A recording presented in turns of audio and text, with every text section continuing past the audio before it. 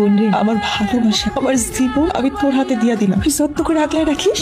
আপনি কি আমার সহধর্মিনী হিসেবে পাইয়া খুশি? আমি যে কতটা খুশি সেটা আমি তোমার বইলা প্রকাশ করতে পারবো। ঝুমুর যে গেছে গোসল করতে, আমি যে কইছিলাম বালতি করে পানি জল লেখা দিছস? দিছি। তুই তাড়াতাড়ি যা নাস্তা বানা যা। কাল বিয়া করতে না করতে তোমার এত পরিবর্তন, এক মুহূর্তে আমার ভালোবাসা ভুইলা গেলা। আমার ভুইলা যদি তুমি সুখী হও তাইলে আমিও সুখী। এত সাজগুজ করে কই যেতেছ? দিলি তো পিছন থেকে ডাক দিয়ে আমাদের যাত্রাটা অশুভ করে। এই তোর সমস্যাটা কি কত? আমরা কই যাবো না যাবো তোরে জিজ্ঞাসা যাইতে হইব? সবকিছুতে তোর এত সমস্যা কি লিগা? হ্যাঁ, ঝুমুর কোনো কাজ করতে পারবো না, সব কাজ সংসারে তুই একলা করবি। কিন্তু কেন মা? কিন্তু কেন এটা তুমি বুঝো না? আমি তো সব বামসা কাঁচা কাঁচা হয় না এই জন্যে। এরকম খাম্বার মতো খারায় না ঠিক যা তাড়াতাড়ি যায় দুপুরে রান্না শেষ কর। আমার বাড়ি থেকে তারাই দিব, তার জন্য আমার চাচাতো বোনে আমার লোকে দিয়ে দিলাম, আর আমার বোন আজকে আমার লোকে এত খারাপ ব্যবহার করলো।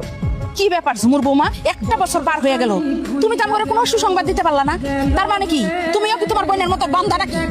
রূপের সাথে আমার সাথে বিয়ে হয়েছে 5 বছর, আমার সাথে হয়েছে 1 বছর। আমাদের কি তাহলে 2 বোনেরই সমস্যা? এই 5 বছর 1 বছর একটা বাচ্চা দিতে পারলো না? আমরা বান্ধব না, বান্ধব হলো আপনার পোলা। তো বড় সাহস!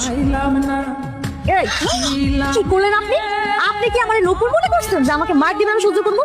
সব আপনার দোষ, আপনার জন্য আমরা বাচ্চা নিতে পারি না। হ্যাঁ, আমি আজকে আপনাদেরকে টেস্ট করবো। চলেন। নূপুর 4টা বছর ধরে শুনে যেতেছে সে নাকি বন্ধ। আমিও 1টা বছর পার হওয়ার পরে কয়েকটা দিন ধরে শুনে যেতেছি সেই একই কথা।